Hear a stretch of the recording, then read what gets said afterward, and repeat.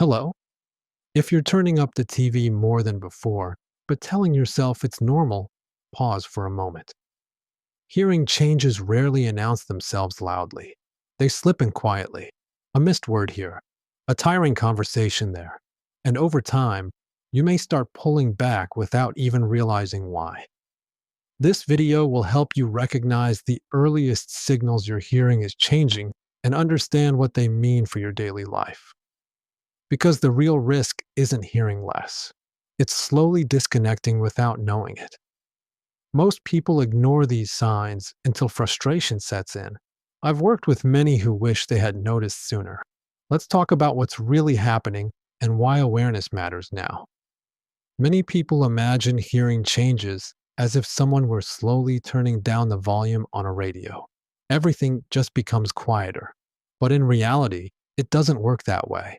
It's not simply about hearing sounds less loudly. It's far more nuanced.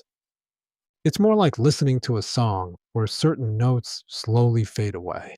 The melody is still there, but some details are missing. And those details matter.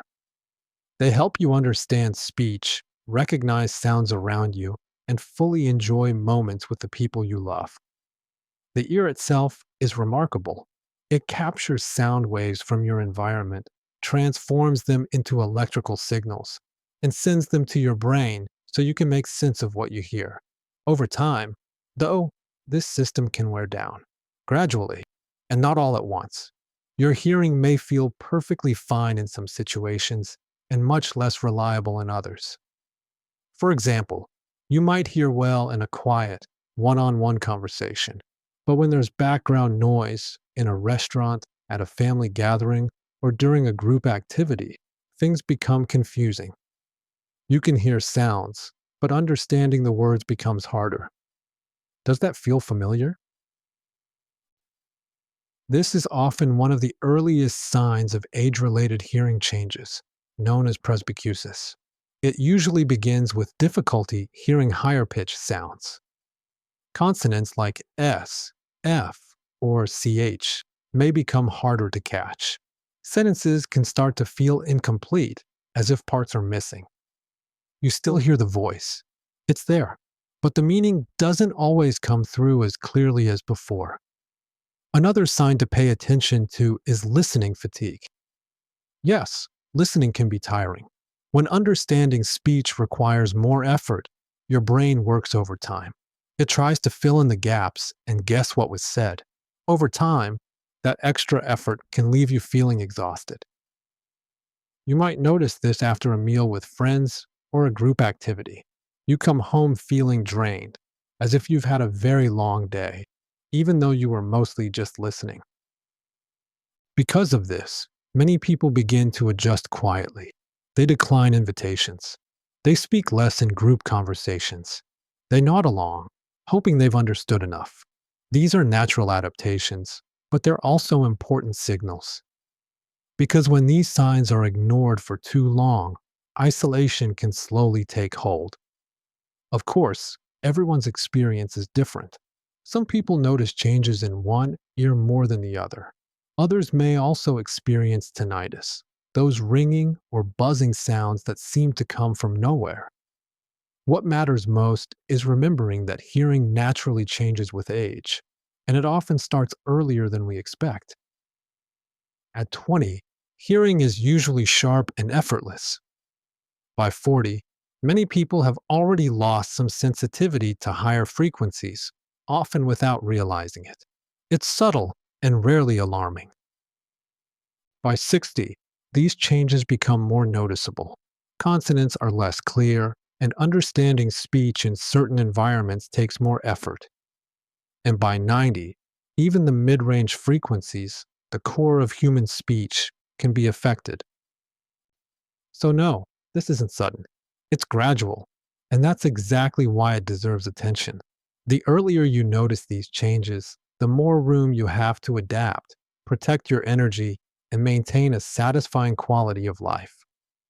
So what can you do when you start noticing these small signs? First, remember this. Nothing is decided yet. Hearing changes are common, but that doesn't mean you have to let them quietly take over your daily life. There is still plenty you can do to stay comfortable and connected. And please don't let fear or embarrassment stop you. I know it can be difficult to accept that hearing isn't as clear as it once was. It can bring up worries about aging, about being a burden, or about how others might see you. But recognizing these signs early is an act of strength. It shows self respect and courage. I encourage you to start by gently observing your daily life. Just notice, do you often ask people to repeat themselves? Are some voices harder to understand than others? Do group conversations feel tiring or frustrating? Do you find yourself avoiding certain social situations? These are not judgments. They're not flaws. They're simply useful information. Next, consider having your hearing checked. Today, there are simple tools available, including online screenings, to get an initial sense of what's happening. And if needed, you can consult an ear, nose, and throat specialist or an audiologist. These professionals are there to help you understand your hearing and explore appropriate options. And when I talk about options, I'm not only referring to hearing aids. There are many ways to adapt, as adjusting your environment, improving communication habits, giving your ears time to rest, learning how to position yourself in a room, or reducing listening fatigue. This is the heart of my work. I truly believe that with the right guidance, practical tools, and supportive surroundings, you can feel more at ease in your daily life again. I've worked with people who believe they could no longer follow conversations with their grandchildren and who have rediscovered the joy of sharing simple moments. Others who had slowly withdrawn and who have regained trust in themselves because they came to understand that this isn't about fixing or curing something. It's about adapting thoughtfully and with kindness toward yourself. And that is possible at any age. You deserve to stay connected to the world, to keep laughing, talking, listening, and sharing. These connections give meaning to our days. They're too important to let them slip away quietly. So today, I invite you to pay attention, to stop brushing aside these small signs, to talk about them with the people you trust. You might even recognize these signs in someone close to you.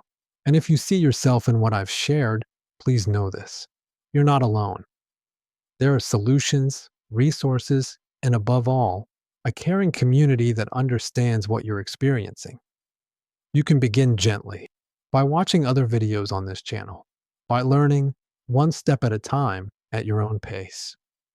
And if you'd like to go further, you'll find links just below this video. They lead to resources that can help you better understand what you're experiencing and programs designed to support you step by step. Thank you for being here. Take good care of yourself and be proud of the attention you're giving to your own well-being. I'll see you soon.